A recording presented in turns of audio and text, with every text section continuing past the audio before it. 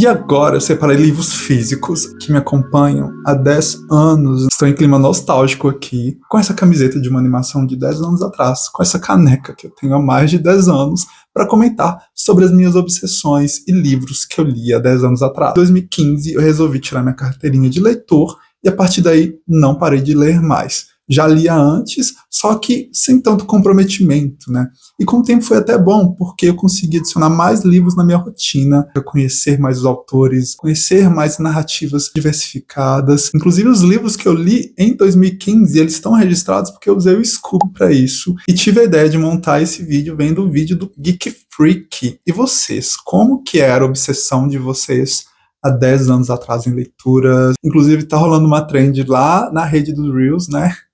Em que você mostra o que você lia antigamente, o que você está lendo hoje em dia, e já vou até fazer uma postagem lá sobre isso, estou bem empolgado para fazer. Eu lembro que logo em seguida, em 2016, deu tão certo que eu li mais que o dobro do que eu tinha lido em 2015, e sempre assim de forma despretensiosa, só indagando, pegando livros e descobrindo narrativas, autores, enredos. E hoje eu vou passar aqui com você esses 21 livros como me marcaram. O primeiro deles foi O Lado Bom da Vida. É um livro que fala sobre uma temática que hoje em dia é mais aceita, a questão mental é mais difundida, mas era um tabu na época, né? Nosso protagonista ali, ele sai de uma clínica psiquiátrica e tenta voltar à sua rotina, reconquistar a sua mulher em meio a se desafiar. E lembrando que nesse intervalo ele lê vários livros, ele lê A Letra Escarlate, O Grande Gatsby, Huckleberry Finn, A Redoma de Vidro e Apanhador no Campo de Centeio. São livros que eu acabei lendo por causa da referência desse livro. Então esse livro me marcou muito nesse sentido, que abriu portas para os clássicos que eu amo tanto hoje em dia. Todos esses livros, inclusive, são referências. Eu sempre comento hora ou outra por aqui. Esse ano a gente vai ler A Redoma de Vidro juntos, espero eu, lá no clubinho. Vou organizar para que isso aconteça, né? Vai depender da escolha geral também, mas eu quero muito reler esse livro esse ano. Se não for no clubinho, eu trago aqui para vocês como uma leitura pessoal mesmo. Esse livro, inclusive, ganhou uma adaptação com Bradley Cooper e a Jennifer Lawrence, né? Que, por sinal, é a protagonista da trilogia de Jogos Vorazes, os filmes, que também, em 2015, eu terminei finalmente a trilogia de Jogos Vorazes. O que era aquilo, né? A comoção na época, distopias estavam em alta, eu adorava ler muito ficção científica. Eu li em 2015 A Esperança, que era o último volume. Eu lembro que eu gostei muito.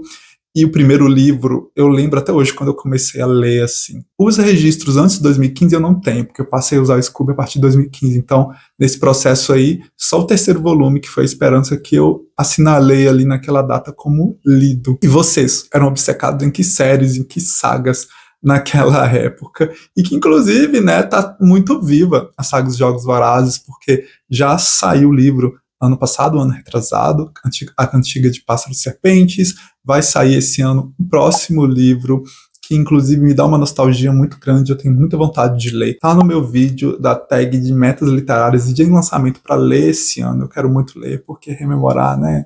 E nesse clima de nostalgia, conta aí o que você lia, se tem algum livro que te marcou e que você está sempre voltando a ele 10 anos após, nesse processo, o que você lembra, se você tem esse registro também. Em seguida, temos um polêmico por aqui, o autor teve o Exposed esse ano, que é o Neil Gaiman, e foi O Oceano no Fim do Caminho. Era um livro que eu tinha um apreço muito grande e ele representava muito na minha vida literária. Esse livro que para mim se tornou uma obra magnânima, assim, em vários sentidos, considerando ainda o apelo nostálgico, se tratar de um drama familiar. Era um livro denso, pesado. Eu lembro que eu senti muito essa escrita ali na época, que é também, né, tão comum ao autor. Inclusive, no mesmo ano eu li Deuses Americanos também. Foi uma leitura um pouco arrastada em alguns momentos. Eu gostava muito da premissa ali dos deuses novos e o conflito com os deuses velhos, que seriam os deuses que a gente conhece, de todas as mitologias. Os deuses novos seriam a mídia, a tecnologia. Eu achei muito genial essa premissa, só que a execução para mim não funcionou tanto, ainda mais se eu considero que eu não sei muitas referências da cultura, da história americana, porque eu acho que esse livro pede muito disso, para referenciar. Mas voltando ao Oceano no Fim do Caminho, eu lembro que foi um enredo que me marcou demais, eu queria muito uma adaptação desse livro. E lembrando um pouco mais, depois dessa polêmica toda envolvendo o autor, né, que é tão difícil separar o autor da obra, e vocês separam, vocês não separam, o que vocês pensam disso? Mas voltando ao livro, eu lembro bem que tinha umas cenas bem perturbadoras por lá, que eu fiquei bem chocado, com conotação sexual, inclusive, e isso eu acho que tem muito a ver com o que a gente conhece hoje do autor, né? O protagonista ele era uma criança, tinha problemas com o pai, a narrativa vai nessa conversa sobre mundos paralelos, que é algo que eu amo muito, né? Um mundo real e um mundo ali entre meio. Então eu fiquei muito instigado e curioso e me deu vontade de ler muito mais depois disso, sim. Deus Americanos teve esse lado um pouco arrastado, depois veio a série, eu assisti, teve problema depois da primeira temporada, que mudou tudo, mudou o diretor, roteirista, e até os personagens, vários deles ali que foram construídos, acabaram saindo. Então, terminei de assistir a série, mas fiquei com esse gostinho de que poderia ter sido melhor. Em seguida, um clássico que eu me propus a ler foi O Perfume, a história de um assassino. E que livro! Um livro que passa ali na França do século XVIII, que para mim tem todo um contexto interessante para conhecer o que nós somos hoje em dia a nível global e trazendo para nossa realidade. A gente tem esse assassino que ele era muito genial, mas perverso também. Ele só queria se saciar e para isso ele usava os meios dele. E é uma leitura assim que tem um peso muito interessante também, uma narrativa muito envolvente, uma história bem encorpada e que dificilmente hoje eu vejo em algum livro que se aproxima ali do que esse livro representou para mim nesse sentido, dessa atmosfera que o livro trazia. É um classicão, indico demais, é um dos melhores livros que eu vi na minha vida, e é um dos livros, assim, que me tornaram leitor. Em seguida temos outro perturbador, que foi Laranja Mecânica. Eu lembro que é um livro que fala muito do que era ali as evoluções e revoluções e anarquias da década de 70. Era tudo muito novo, pungente, desdobramentos, ideologias. Esse livro representa muito esse momento. É um livro também cheio de violência, é um livro também que, assim como Guimarães Rosa, o autor criou várias palavras ali, criou vários termos, e você vai lendo e se apropriando disso para entender dentro do contexto essas palavras que ele faz, junção entre inglês, alemão, francês, e é muito interessante de acompanhar também. Eu gostei demais da leitura na época, foram leituras diferentes, leituras que foram me instigando a querer ler mais e conhecer mais. E pulando para o nacional, eu li O Cortiço. Sim, naquela época, né, em que escolas pedem pra gente ler obrigatoriamente O Cortiço, eu acabei lendo O Cortiço por vontade própria e amei. Inclusive tá aqui atrás uma versão que eu tenho da Antofástica, que quero ler esse ano. Todos esses livros que eu vou comentando aqui com vocês, eu sou uma pessoa que adora releituras, tá? Então acredito que esse ano vai vir uma releitura aqui de Cortiço, de repente a gente lê lá no clubinho com os apoiadores. Vou deixar o link aqui com vocês, caso vocês tenham interesse de conhecer o projeto também, que é uma forma de apoiar o projeto. Inclusive, se você quiser apoiar muito, já deixa o seu like. Se você não deu o like ainda, para um momentinho aí, deixa esse like, porque ajuda demais, tanto para mim quanto o engajamento do vídeo. E é uma forma de que você pode contribuir aqui sem nenhum custo para você. E esse like ajuda para esse vídeo chegar a mais pessoas e o canal continuar crescendo. Em seguida, eu peguei Um Homem Duplicado, do José Saramago. Eu lembro que era uma história muito envolvente, que fala sobre o duplo, né? Duas pessoas que coexistem no mesmo mundo, com vidas completamente distintas, considerando que não tem nenhum parentesco ali entre eles, eles são literalmente iguais fisicamente, mas seguem vidas diferentes. E um só sabe a existência do outro porque um deles era ator, ele viu esse filme de classe B, C, D, não sei, tô tentando voltar aqui em minha memória, e ele vê esse filme passando na televisão e fica totalmente assustado, e a trama vai desenvolvendo nesse sentido. José Saramago, Kingo demais, reizinho, assim, maravilhoso a escrita dele e tudo que ele aborda em suas obras. E em ficção científica, eu estava lendo O Guia do Mochileiro da Galáxia, que é uma série de livros daqui com minha colinha do Galaxy Pocket, que foi A Vida, o Universo e Tudo Mais, que era o livro 3, e Até Mais e Obrigado pelos Peixes. É uma leitura bem diferente, assim, o autor é muito brincalhão, ele trabalha com um absurdo, algo que me instigou também a querer procurar e ler coisas diferentes, e que é por isso que eu tenho um gosto bem diversificado hoje em dia. Lembro que me marcou muito, eu lembro que eu li uma versão emprestada até, nessa época eu lia muito digital também, eu li muito no celular, sabe? Outro também que eu li emprestado foi A Bela e a Fera, da Clarice Lispector. Só que esse livro eu não lembro nada, desculpe, em memória da Clarice Lispector, mas eu vou fazer isso mudar esse ano. Vou comprometer aqui a ler esse livro esse ano, junto com outros aqui, que eu já até falei em vídeos anteriores de metas para ler. Eu lembro que eu peguei esse livro emprestado, eu lembro que eu li esse livro, mas não lembro do que se trata.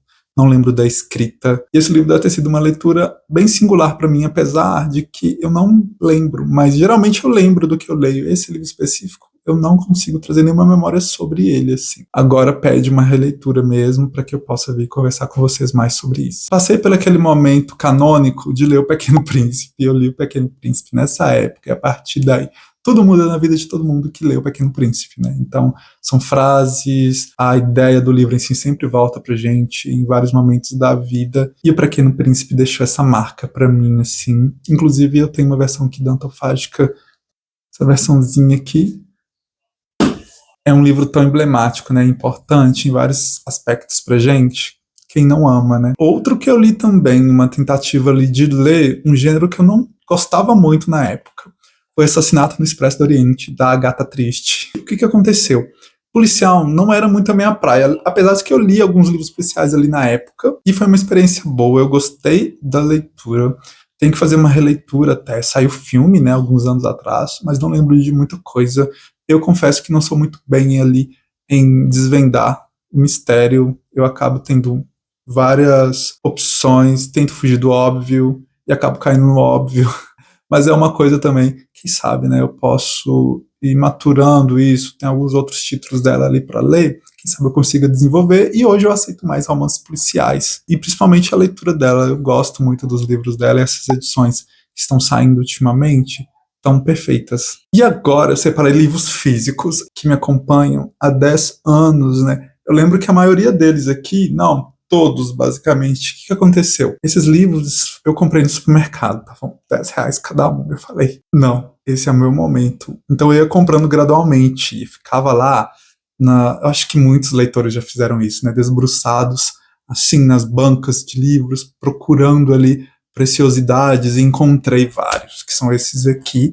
Livros também que me marcaram em vários aspectos, porque nessa busca, e livro sempre foi caro, né? Então nessa época eu não podia, né, extrapolar muito orçamento ali, com R$10 eu fazia esse investimento, e por isso também que esses livros estão aqui até hoje, porque tem um significado para mim, porque foi quando, né, nesse processo de querer ler mais, eu encontrei esses livros e vi que era um sinal que eu deveria ler. Acho que é por isso que eu até tenho um canal hoje. E o primeiro aqui foi A Fome, da Tordesilhas, ele é do Rodolfo Teófilo. Olha, esse livro aqui, inclusive, ele passa no Ceará ali. Não lembro muito da história não, tá? Tá aí um livro que pede uma releitura, né? Rodolfo Teófilo faz de A Fome, pois também um romance, denúncia. O naturalismo acabou sendo um instrumento utilizado pelo autor para apresentar aos seus leitores as mazelas da seca, demonstrando como o flagelo destrói os laços sociais e as antigas relações familiares. Essa edição tá linda. Quem lembra da Tordesilhas? Ela ainda existe, né? Eu lembro que uns meses atrás eu vi o perfil da editora, inclusive. Em seguida, temos um aqui que falava-se muito dele na época, desse autor, que é o Pepe Tela. Quem lembra do Pepe Tela? Esse livro aqui é A Geração da Utopia, que me marcou demais. Eu lembro que fala de um processo ali de dependência da Angola. O autor é angolano, né? Nasceu em Benguela em 1941. Esse livro, que segue uma série de outros livros dele também, vai trazer essa crítica social, vai trazer esses aspectos aqui desse retrato sofrido dos angolanos, né? Eu lembro que é um livro que me marcou muito também, esse grupo de jovens, e nesse processo revolucionário, e tudo que foi acontecendo com eles. É um livro que merece também uma releitura. Eu nem vou folhear muito aqui, porque eu sei que minha rinite vai atacar, mas é um livro que me marcou, e eu queria ler muito dele, eu queria ler outros livros dele na época, sempre tive essa vontade durante vários anos depois, mas esses livros aqui são mais difíceis de encontrar, eu acabei não lendo mais. Em seguida, temos aqui um Essa de Queiroz, capa dura com jacket. Esse livro foi R$10, gente. Eu comprei nessa leva, que eu ia no supermercado e ficava lá desbravando. Olha isso. É da Tordesilhas também, que é o Mandarim, né? Que é muito famosinho. Nossa, essa edição que linda. Ela tem bastantes ilustrações. Eu lembro que tem umas ilustrações aqui que não são bem interessantes. A folha é branca, nem lembrava. Mas é uma qualidade muito boa. Aqui as ilustrações. Tem umas ilustrações aqui com teor mais adulto, então tem que ficar de olho. Olha isso! Olha que lindo. Pede uma releitura também, né? E, nesse meio tempo, eu gosto muito de usar a palavra périplo para dizer que é algo difícil, né? Que é algo custoso, para falar que é uma epopeia. E eu uso muito essa palavra por causa desse livro aqui, que é o Périplo de Baltasar, da Companhia das Letras, do Amin Malouf, eu não sei como pronuncia. Esse livro aqui, eu lembro que eu gostei demais, fala da chegada do mal, é uma coisa meio apocalíptica, sabe? É um calhamacinho, inclusive.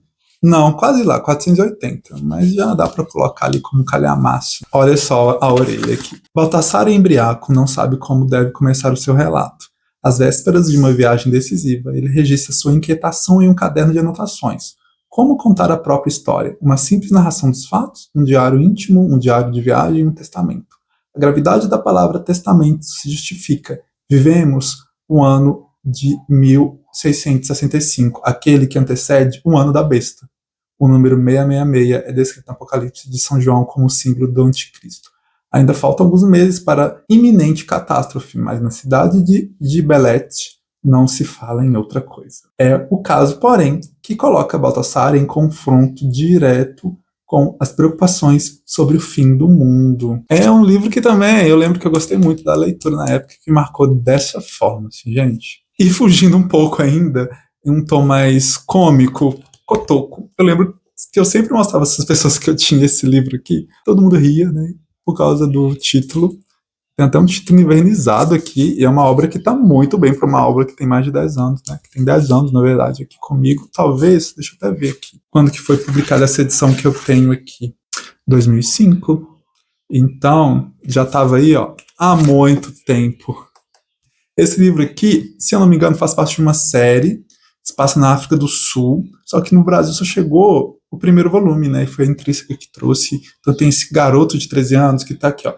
O diário perversamente engraçado de um garoto de 13 anos. Se eu me lembro, ele mora num internato ou num orfanato. Os garotos aprontam todas, né? E eu não lembro da história se acontece algo trágico, o que trabalha aqui além dessa saída da infância para adolescência. Não lembro muito bem, mas eu lembro que eu gostei muito do livro e eu lembro que as pessoas sempre riam quando eu comentava ou viam esse livro aqui em minhas mãos. Em seguida, eu trouxe dois que faziam parte de uma coleção da Leia, da extinta Leia, né? Que é do Novíssimo. Se eu não me engano, era de autores portugueses. Esse aqui, por exemplo, é a Patrícia Portela, com Pra Cima e Não para o Norte. Eram títulos e capas que chamavam a minha atenção, por isso eu comprei. O outro é Um Piano para um Cavalo Alto. Então, assim, no decorrer da história, você vê o significado desse título, que eu achava genial como eles conseguiam fazer isso. O que eu li foi esse aqui. Lembro que eu gostei mesmo dessa premissa, eu queria ler os outros, mas por causa de dinheiros e para ler outros, priorizar outras coisas que eu ia comprar, eu falei, não vou comprar outros e deixar esses para depois, e acabei nunca completando essa coleção. Mas está aqui. E deixando esses de lado, um também que eu tenho aqui é o Homem-Máquina. Comprei esse livro, acho que estava R$5. Alguém conhece esse livro, gente, da Intrínseca? Homem-Máquina. Eu lembro que eu queria comprar livro físico e eu estava procurando alguma coisa barata. Esse livro acho que estava R$5 ou R$8. Eu comprei e li. Pelo que eu lembro, é um cientista que acontece alguma coisa, ele começa a trocar partes do corpo dele por partes mecânicas. Tanto que aqui na capa tal. Não lembro se tem algum desenvolvimento crítico, social, da condição humana, provavelmente sim. Lendo a orelha aqui, o Charles Newman, ele tem a perna amputada. E ele vai e substitui, por um acidente, ele acaba substituindo. Em seguida, ele começa a fazer trocas das partes do corpo dele por peças. E a empresa que está por trás disso acaba vendo aí uma oportunidade de negócio e começa uma perseguição, né, para conseguir fazer isso a nível econômico e em grande escala. Então ele acaba envolvido em uma batalha alucinante pelo controle de seu corpo artificial, uma experiência ousada no campo da ficção científica. Homem-Máquina é um livro engraçado, sensível e surpreendente. E para encerrar também, outro que eu li foi também alguém que, né, foi exposto aí, uma autora, que foi o Chamado do Cuco, né? Eu li, lembro que foi é um livro de investigação policial também. Lembro que eu li por causa da autora, porque eu gostava muito da série dela, né? Na época me marcou muito para ser leitora, assim, e tudo mais. E hoje em dia a gente sabe o que aconteceu, né? É engraçado como 10 anos, muita coisa acontece nesse meio tempo. Eu mesmo, né, vendo o vídeo do Geek Freak, que era alguém que eu via 10 anos atrás. Junto dele ali eu via a Duda Menezes, via o Christian Figueiredo, hoje aí são nomes consolidados aqui no YouTube, no Bookverso, no Booktube. E agora estou eu aqui fazendo um vídeo também, começando os primeiros passos, né?